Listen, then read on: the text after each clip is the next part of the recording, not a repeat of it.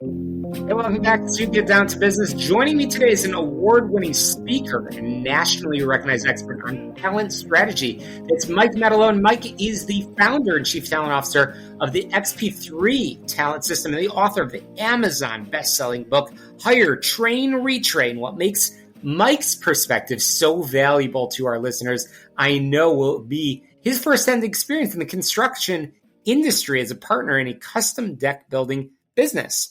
He has amazing insight that fuels passion for empowering construction company owners and their teams to break free from the constant hiring cycle and tackle the root cause of chronic turnover. Mike, welcome to the program. Thanks for joining us. Thanks for having me, Shalom. Good to be here. It is so good to have you. So let's jump right in. What is employee engagement and why is it crucial to every company's success? All right. So employee engagement is a psychological connection to both the organization and to the role or the work that they're actually doing. So around the company, it's centered around your culture, which is grounded in your mission, vision, and values. So think of it from an entrepreneur standpoint. They are psychologically connected if it's their company because it's their mission, their vision, their values. Therefore, they're willing to do whatever it takes to succeed. So you can actually get your employees to have that same type of connection. And that's part of what we do in the what we call the middle section of our system. Talent acceleration is all about transforming your new employees into passionate, collaborative company advocates. Yeah, and I know, Mike, you are so passionate about the science and analytic-backed strategies to help folks, including our listeners, turn their crews into a competitive advantage and build a business, not a job, which is so important. So bottom line, Mike, what are the costs of not having a proven system to hire, train, and retrain top talent? Yeah, that's a great question, but unfortunately, there's not a one set simple answer. You know, you can go off of studies from the Department of Labor or the Society of Human Resource Managers. And depending what reports studies you read, it'll be anywhere from about a third of their annual salary to sometimes up to 150% when you add in like opportunity loss, like you hire a sales rep and you're handing them leads and they're not closing those leads, right? So what did that just cost on those lost opportunities? But typically, you know, just to give you some hard numbers, one of the clients we worked with years ago, you know, they were doing about $63 million a year. But in a 6-month period from January to June, they hired 230 people and turned over 170. So if you think about those numbers, so over 80% turnover, the cost was, you know, in the millions is what they were losing. And basically, even at that number, you know, they thought they were doing well till we started looking at the details and they were losing money. So, Mike, I know you've got hands-on experience, again, having spent time as a partner in a custom deck building business in Virginia. What unique talent challenges do construction companies face, and how can folks overcome them? Yeah, so it's not that different than any other industry. So, our primary focus is construction, but over the years, we've worked in all different industries, but it's just the revolving door. And in construction, it's probably emphasized because, you know, a lot of it is blue collar labor, right? So, you know, and the problem stems from really the mindset of the owners a lot of times, or the managers in the organization, that, you know, they look at employees as kind of a byproduct of what, you know, they have to deal with. But, you know, they really don't want to deal with them. So the first step is really just about changing that mindset to change that revolving door and recognize that without your people, you really don't have a company. And I'm glad you said it, Shalom, in the beginning, you know, build a business, not a job, right? And that's what most of them do. They've actually just built themselves a job where they're doing everything, working 60, 70 hours a week. Even if they're making money, they don't have any time to enjoy it. So you really don't have a company until you wrap your head around the concept that it's all about your people, and the ceiling of your business is dictated by the capacity of those people that are working for you. Mike, you've successfully built a business, and what's that number one lesson that you learned firsthand about turning a crew into a competitive advantage? Yeah. So recognizing that no matter what business, industry, services you provide, if you're trying to grow a company and not build a job, you are in the people training and development industry. So and when you get that realization and you put all your efforts around that, that's when you'll start seeing exponential growth. That's amazing. That's fantastic. And people say that company culture is important for hitting their sales, production, and profitability goals. How do you actually build one that drives results?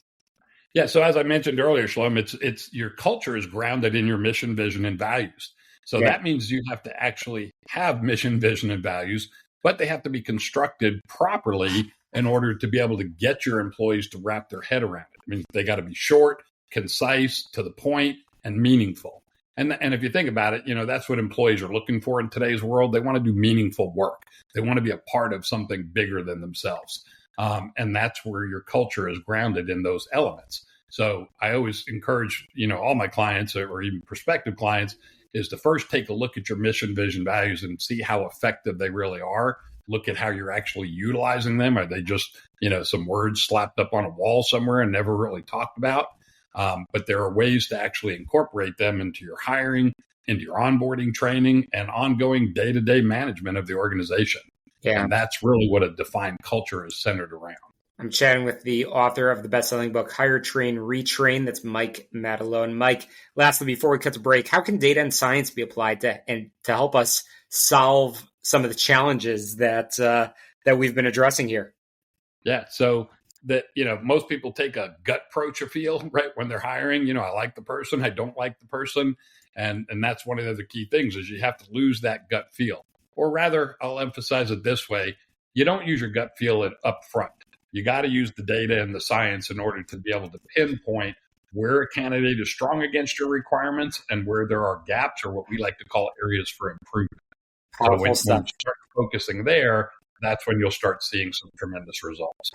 So, Mike, if a company could only focus on one of those three areas this year, which one would you recommend and why? It would be the middle, the train. So as I said earlier, right, to really grow your company, you have to become a training and development organization. And most people think that, if I just hire the right people, they're going to come in here and just, do what they're supposed to do and blow our doors off and have all this success.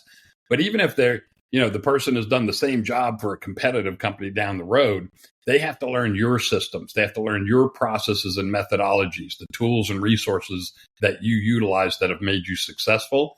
And the faster they learn that, the faster they will become productive members of your team. And then it's the concept of ongoing training, right? It's never done. You constantly have to be improving your abilities. And by the way, that's one of our core values is a word, Excelsior, if you're familiar with it. Mm-hmm. If you're not, it's Latin and it means ever upward or ongoing continual improvement. So that is probably the most important thing that of the three elements. Mike, we talked about it earlier in the program, but one of your core messages is about helping business owners build a business and not a job. So what does owner independence truly look like? And what's the first step an owner should take to achieve it?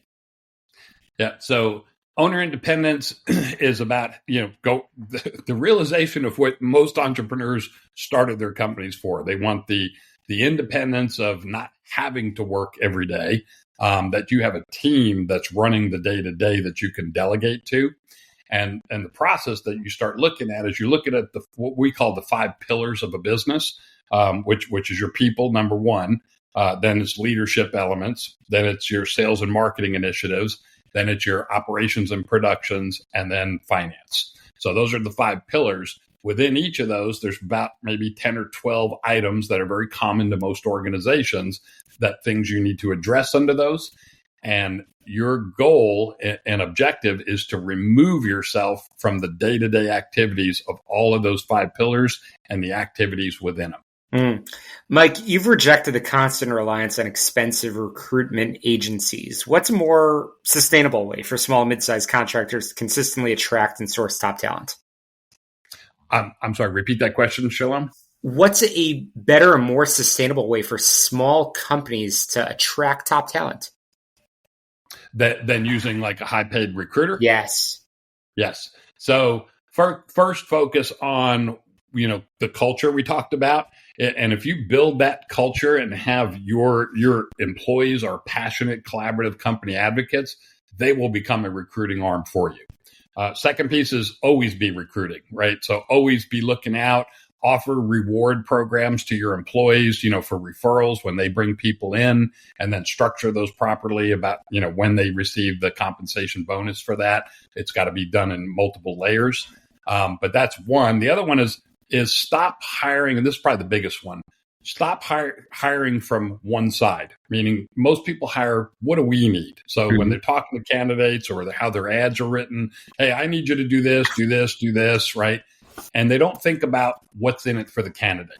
So one shift is start thinking about that they are trying to make as good of a decision about whether or not your company is a place that they want to be a part of as you're trying to decide if you want them. So start making it a mutual approach and help the candidate make a good decision about whether or not your place is the right place for them. Yeah, Mike, we've heard that consistently from other guests in the past. That's valuable advice. Mike, I want to make sure our listeners can leave with where they can find your book and where they can get in touch with you. How can they do so? All right. So Amazon is where they can find the book real easy, Hire, Train, Retain. I will point out this is the second edition. The first one came out in 2019. There may be a couple of copies still left. So make sure you're getting the second edition book. Go to my website, xp3talent.com, and that's 3, the number 3. And by the way, there's a free diagnostic tool around those 5 pillars I talked about and other free tools they can get. They can also email me, mike@xp3talent.com. Thank you so much. That's a wrap for us this week on Get Down to Business, the show all about small business, jobs, and entrepreneurship. Check out my website, syklein.com. To success, let's get down to business.